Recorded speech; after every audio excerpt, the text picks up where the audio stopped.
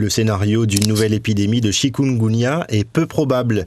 C'est ce que révèle une étude de Santé publique France qui estime que 66% de la population réunionnaise est désormais immunisée contre la maladie. C'est une immunité relativement élevée. Si on prend la comparaison qu'on peut avoir à La Réunion, en 2005-2006, en post-épidémique, on était à 38% d'immunité collective mesurée. Là, on est à 66%, donc c'est bien au-delà. Si l'immunité collective semble forte, elle reste tout de même partielle. On estime que le risque épidémique est plutôt très faible. Par contre, on a un risque malgré tout d'une circulation à bas bruit, d'avoir des cas à droite à gauche sur le territoire, voire des petits foyers.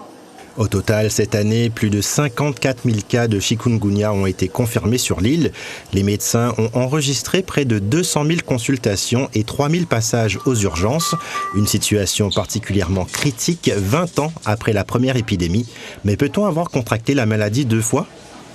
Il est vrai que cette question, elle est à prendre au sérieux et qu'il y a beaucoup de témoignages qui vont dans le sens d'une possible réinfection. Donc on est en train de réfléchir à un protocole d'étude vraiment dédié à cette question-là. C'est un peu tôt pour y répondre. Avec l'arrivée de la période des pluies et la multiplication des gîtes larvaires, l'ARS appelle à la vigilance. C'est la population qui peut supprimer les gîtes larvaires dans son jardin ou dans son entourage. C'est la population qui va pouvoir se protéger contre les piqûres de moustiques avec des répulsifs, avec des moustiquaires. Et c'est la population également qui, lorsqu'elle a des symptômes, doit aller chez le médecin. Il est donc recommandé d'éviter de laisser stagner l'eau, entretenir les gouttières et de vidanger les piscines non utilisées.